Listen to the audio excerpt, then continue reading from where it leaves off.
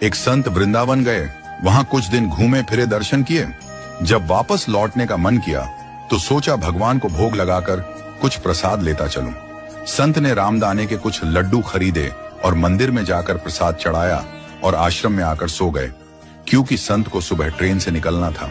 सुबह वृंदावन से चली ट्रेन को मुगल सराय स्टेशन तक आने में शाम हो गई। संत ने सोचा अभी पटना तक जाने में 3-4 घंटे और लगेंगे, भूख भी लग रही है।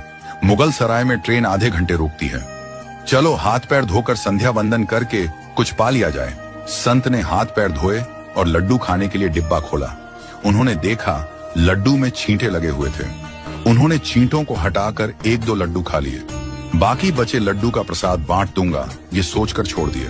पर कहते हैं ना, संत हृदय नवनीत समाना। बेचारे को लड्डू से अधिक उन छींटों की चिंता सताने लगी। सोचने लगे ये छींटे वृंदावन से इस मिठाई के डिब्बे में आए हैं। बेचारे इतनी दूर तक ट्रेन में मुगल सराय तक आ गए। कितने भाग्यशाली थे, इनका जन्म वृंदावन में हुआ था।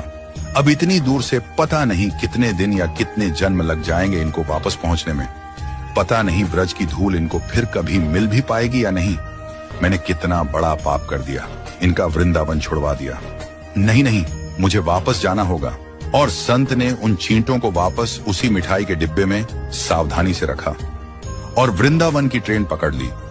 उसी मिठाई की दुकान के पास गए और डिब्बा धरती पर रखा और हाथ जोड़ ली। मेरे भाग्य में नहीं कि तेरे ब्रज में रह सकूं, तो मुझे कोई अधिकार भी नहीं कि जिसके भाग्य में ब्रज की धूल लिखी है उसे दूर कर सकूं। दुकानदार ने देखा तो आया और कहने लगा, महाराज चींटे लग गए तो कोई बात नहीं, आप दूसरी मिठाई तुलवा लो। संत ने कहा, भैया मिठाई में कोई कमी नहीं थी, इन हाथों से पाप होते होते रह गया, उसी का प्रायश्चित कर रहा हूं। दुकानदार ने जब सारी बात जानी तो उस संत के पैरों के पास बैठ गया और भावुक हो गया। इधर दुकानदार रो रहा था, उधर संत की आंखें गीली हो रही थीं। बात भाव की है, बात उस निर्मल मन की है, बात ब्रज की है, बात मेरे वृंदावन की है, बात मेरे नटवर नागर और उनकी राधा रानी की है, बात मेरे कृष्ण की राजधानी की है। बूझो तो बहुत कुछ है, नहीं तो बस पागलपन है, बस एक कहानी। घर से जब भी बाहर जाए तो घर में विराजमान अपने प्रभु से जरूर मिलकर जाएं, और जब लौट कर आए तो उनसे जरूर मिले, क्योंकि उनको भी आपके घर लौटने का इंतजार रहता है।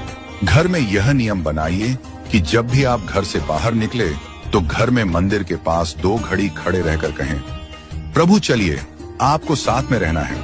ऐसा बोलकर ही घर से निकले, क्योंकि आप भले ही लाखों की घड़ी हाथ में